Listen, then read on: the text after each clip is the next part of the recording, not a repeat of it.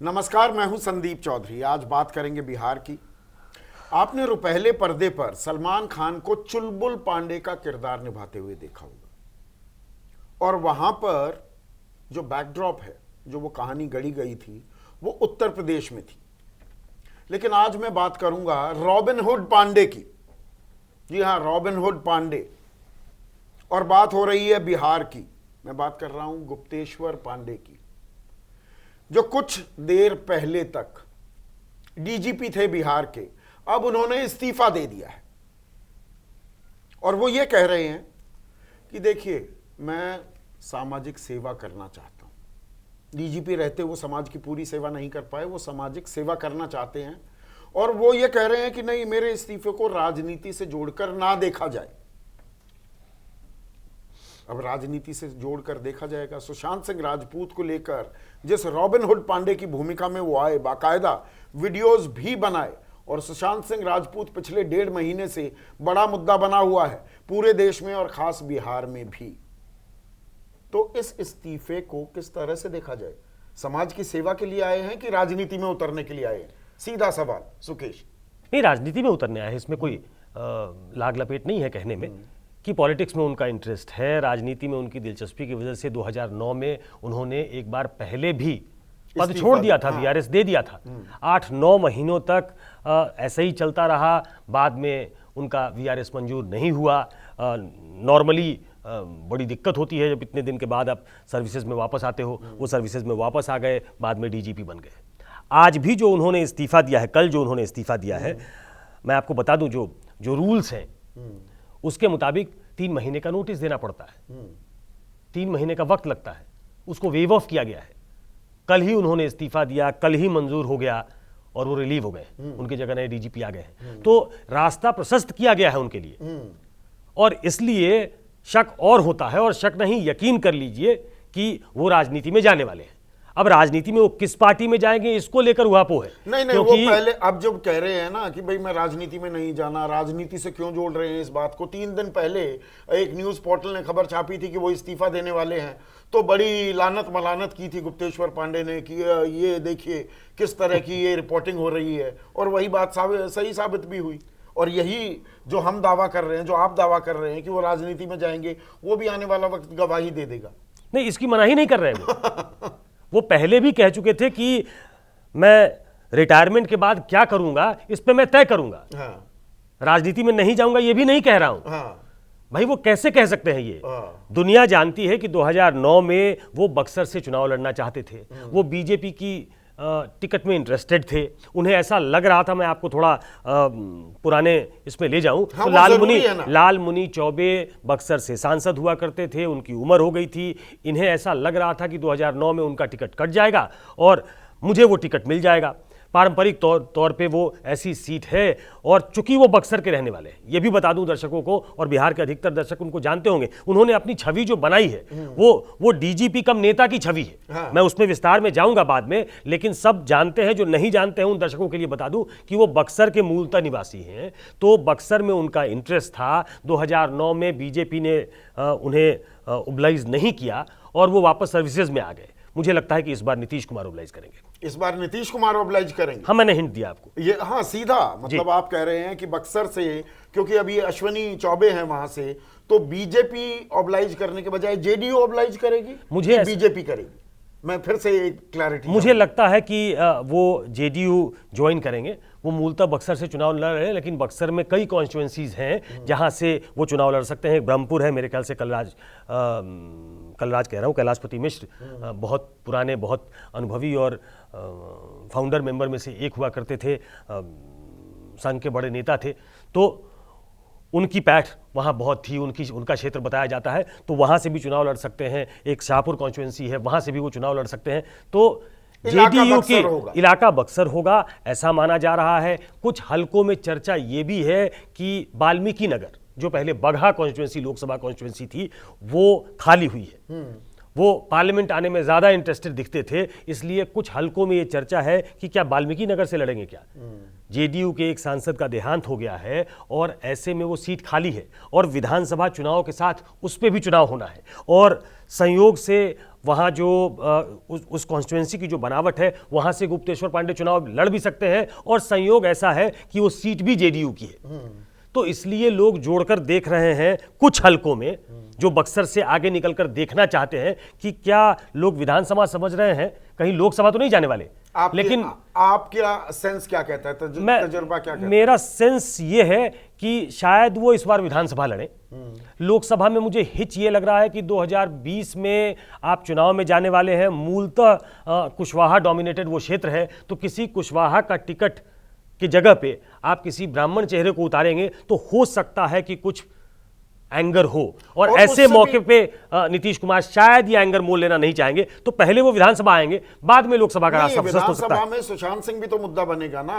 अब जेडीयू को कहने की जरूरत नहीं कुछ भी, गुप्तेश्वर पांडे को आपने सामने ला दिया है। गुप्तेश्वर पांडे चेहरा बन गए हैं इस कैंपेन के कि सुशांत सिंह राजपूत को किसी ने इंसाफ दिलवाया तो वो गुप्तेश्वर पांडे ने।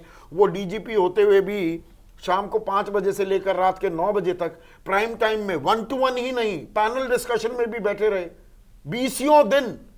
मानो राम राज्य आ गया है बिहार में, तो वो चेहरा बन गए हैं इस कैंपेन के। इस बीच उनका एक बयान जिसने सबसे ज्यादा सुर्खियां बटोरी और जिसपे सबसे ज्यादा ट्रोल भी हुए, वो जिसपे सबसे ज्यादा उनको घेरा भी गया, वो था कि उन्होंने रिया चक्रवर्ती के बारे में कहा कि नीतीश कुमार के बारे में उनकी बोलने की औकात नहीं है, टिप्पणी की औकात नहीं है। तो बहुत प्रतिक्रिया हुई थी उस पर। बाद में उन्होंने कहा कि औकात का डिक्शनरी मीनिंग समझिए, स्टेचर होता है। हाँ। तो वो संवैधानिक पोजीशन पे बैठा हुआ एक व्यक्ति है और एक एक्यूज्ड है, तो एक एक्यूज्ड जो है वो मुख्यमंत्री के बारे में बात नहीं कर सकता। मेरे कहने का ये मतलब था, उन्होंने रफू करने की कोशिश की, लेकिन ये जरूर है पर तो आ गए थे ये अब वो बतौर डीजीपी, अगर मैं कहूं, और मैंने कई बार अपने शो में भी ये सवाल उठाया कि वो बतौर डीजीपी नहीं बैठ रहे हैं, बतौर जेडीयू या बिहार सरकार के प्रवक्ता बनकर बैठ रहे थे। जिस तरीके से उनका बिहेवियर उस दौरान था, वो पॉलिटिकल ज्यादा दिखता था। मैं बाद में आऊंगा कि उनके काम करने का स्टाइल थोड़ा वो मतलब पॉलिटिकल नेचर है, लेकिन जिस तरीके से वो बयान दे रहे थे, और अब जब वो इस्तीफा देकर राजनीति में प्लंज लेने वाले हैं, तब इसको कहते हैं क्विड प्रो को। उसके बारे में भी कुछ चीजें बताऊंगा जिससे क्लैरिटी होगी। लेकिन अब जब दोनों चीजों को जोड़कर देखा जाता है, जब सुशांत के समय वो बयान दे रहे थे, अब उनके डिफेंस में सिर्फ एक बात आती है, और वो स्ट्रांग बात है जिसको वो आगे रखकर आज भी उन्होंने प्रेस कॉन्फ्रेंस किया है कि सुप्रीम कोर्ट ने उन्होंने जो किया उस पर मुहर लगाई। तो ये बात सही है कि सुप्रीम कोर्ट ने बिहार पुलिस के एफआईआर दर्ज करने को गलत नहीं माना। सुप्रीम कोर्ट ने सीबीआई की इंक्वायरी भी कॉन्स्टिट्यूट कर दी, तो ये भी ठीक है। लेकिन कहने वाले ये भी कहेंगे ना, अगर मैं आपसे पलटकर सवाल पूछूं या गुप्तेश्वर पांडे से बल्कि ये सवाल पूछूं कि देखिए सुशांत का मुद्दा आपने लपका, ये मौके पर चौका लगाया, आप अपनी राजनीतिक भूमि तैयार कर रहे थे। आप डीजीपी होने का फर्ज कम, जिम्मेदारी कम, आप अपनी राजनीतिक भूमि की तैयारी ज्यादा कर रहे थे। अब ये ऐसा अगर कहा जाएगा तो उसमें किसी को कोई शक भी नहीं होगा। इसलिए मैं कह रहा हूं कि अगर वो राजनीति में प्लंज न लिए होते, तब ये कह सकते थे वो अपने डिफेंस में कि मैं एक्टिव पुलिस में विश्वास रखता हूं, मैं जो एक सेट पैटर्न है, हाँ, एक जो सेट पैटर्न है, मैं उसमें विश्वास नहीं रखता है। मैं सर्विसेज कंडक्ट रूल में कहां लिखा हुआ है कि मैं स्टूडियो में जाके इंटरव्यू नहीं दे सकता? वो डीजीपी वो डीजीपी है, वो बैठ सकते हैं, वो बयान भी दे सकते हैं, वो मुखर तरीके से बोल भी सकते हैं, लेकिन मुखर तरीके से बोलने के बाद अब वो एक पार्टी के लिए मुखर तरीके से बोलेंगे, ये जब साबित होने लगता है तो इसको कहते हैं कि आपके दिमाग में पहले से कुछ चल रहा था, आपने ऐसी एक भूमिका बनाई, आपने नेशनल लेवल पे अपनी एक छवि क्रिएट की कि ये व्यक्ति सच की लड़ाई लड़ रहा है, और वही व्यक्ति जो सच की लड़ाई लड़ रहा था अब इलेक्शन की लड़ाई लड़ने के लिए सामने आकर खड़ा हो गया। वही नीतीश कुमार के बारे में, जो रिया के बारे में नीतीश कुमार को लेकर बयान दिया, वो लग रहा है कि वो नीतीश कुमार के प्रवक्ता हैं, वो डीजीपी नहीं है। और यहां पर देखिए 70 के दशक में भी जाने की जरूरत है, और ये दर्शकों को समझाने की जरूरत है। कमिटेड ब्यूरोक्रेसी, ये मैक्स वेबर, वो कमिटेड मतलब कमिटेड किस चीज के लिए हो? ब्यूरोक्रेसी, नौकरशाह, वो आपके उत्थान के लिए, आपके वेलफेयर के लिए, आपके विकास के लिए।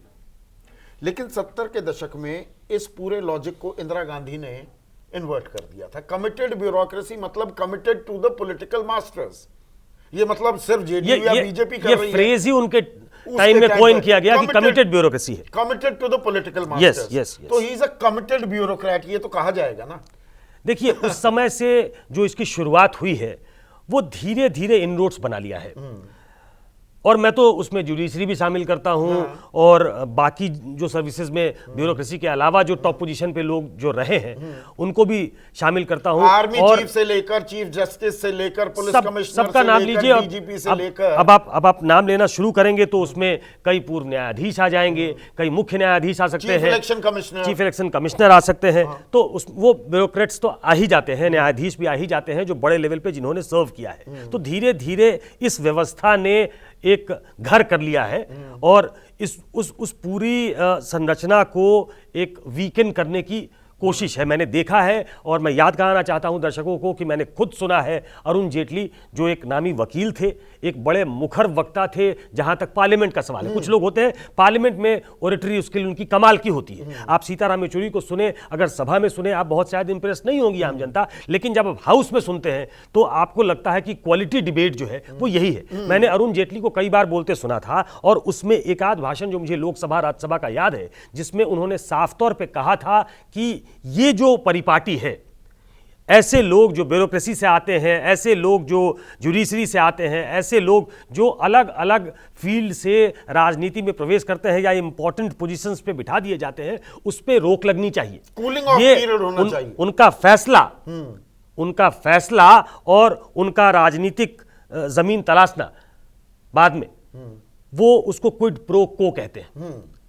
वो आपका पीछा नहीं छोड़ता है और जब आप कुछ फेवरेबल फैसले देकर सरकार के दिए गए पोजीशन पे बैठ जाते हो या पॉलिटिकल पार्टी के दिए गए पोजीशन पे बैठ जाते हो, तब साफ लगता है कि न्याय व्यवस्था से आपका विश्वास हिलता है। न्याय व्यवस्था का मतलब सिर्फ न्यायिक प्रणाली की बात नहीं कर रहा हूं, पुलिसिया व्यवस्था भी न्याय देने की व्यवस्था है, तो उसकी भी बात कर रहा हूं। एडमिनिस्ट्रेटिव सर्विसेज के लोग भी न्याय देने के लिए बैठे हैं आम जनता को, मैं उनकी बात भी कर रहा हूं। तो आपने कुछ फैसले लिए और उस फैसले का असर ऐसा हुआ सरकार पे या किसी अमुक पॉलिटिकल पार्टी पे कि उन्होंने आपको पोजीशन दे दी।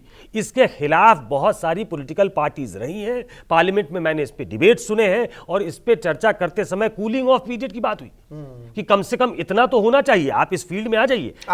ये फील्ड बहुत अच्छा है। ये नहीं कि आप हैं डीजीपी हैं या चीफ सेक्रेटरी हैं या चीफ इलेक्शन कमिश्नर हैं या चीफ जस्टिस ऑफ इंडिया हैं, आपने कुछ अहम फैसले लिए और पता लगा कि अगले दिन आप राज्यसभा में बैठे हैं या आपको लोकसभा का टिकट दे दिया गया या विधानसभा का टिकट दे दिया गया।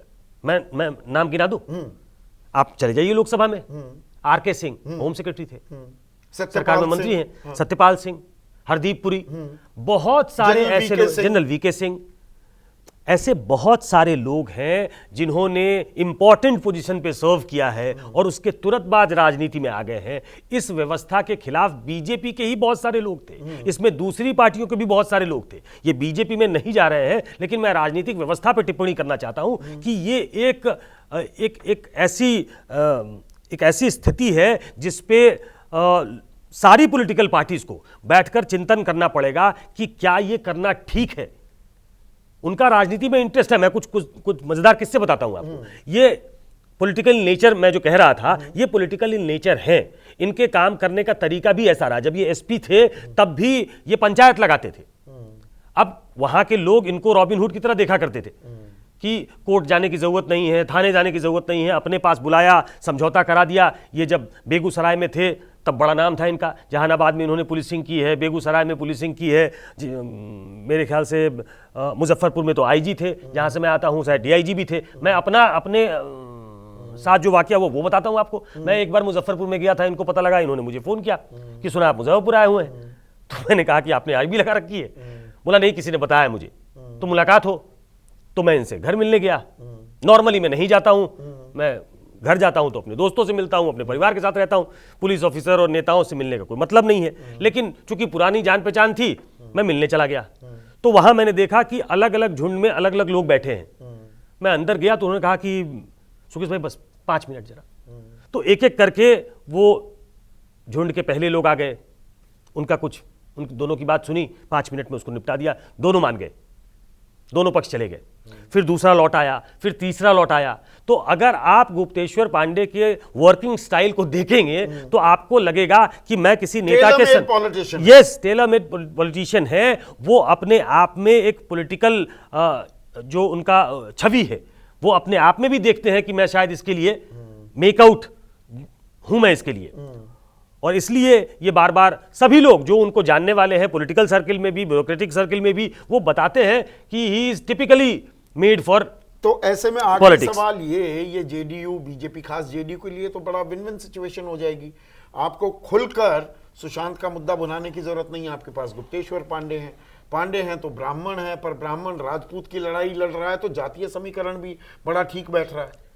देखिए, ये जिन जातीय समीकरण की आप बात कर रहे हैं वो मूलतः समझा जाता है कि वो एनडीए के खाते का हाँ। वोट है। गुप्तेश्वर पांडे अगर जेडीयू में जाते हैं मेरी जानकारी के मुताबिक, तो जेडीयू उसमें एक बड़ा गेम भी करने के इसमें है।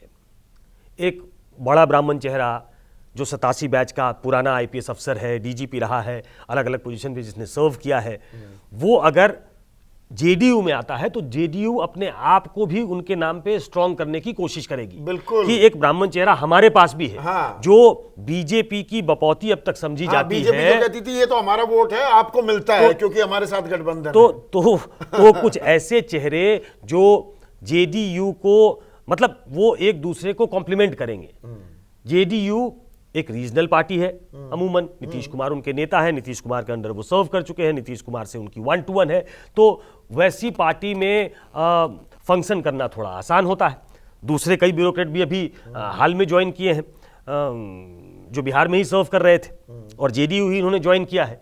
तो फर्स्ट प्रेफरेंस उनकी जेडीयू है, जेडीयू बताने की कोशिश करेगी, और गुप्तेश्वर पांडे उनको कॉम्प्लीमेंट करेंगे कि एक ब्राह्मण चेहरे के तौर पे वो एक स्टैब्लिश्ड फेस है, तो उनको जेडीयू भुनाएगी। तो जेडीयू इसको विन विन सिचुएशन में अपने आप को समझेगी उनको लेकर, और गुप्तेश्वर पांडे शायद समझेंगे कि हमारी एक सीट पक्की हो गई, मैं एक स्टैब्लिश्ड पॉलिटिकल पार्टी में हूं, और उन्हें यह समझ में आ रहा होगा कि ये जीतने वाला डिस्पेंसेशन है, तो यहां जाने में फायदा भी है।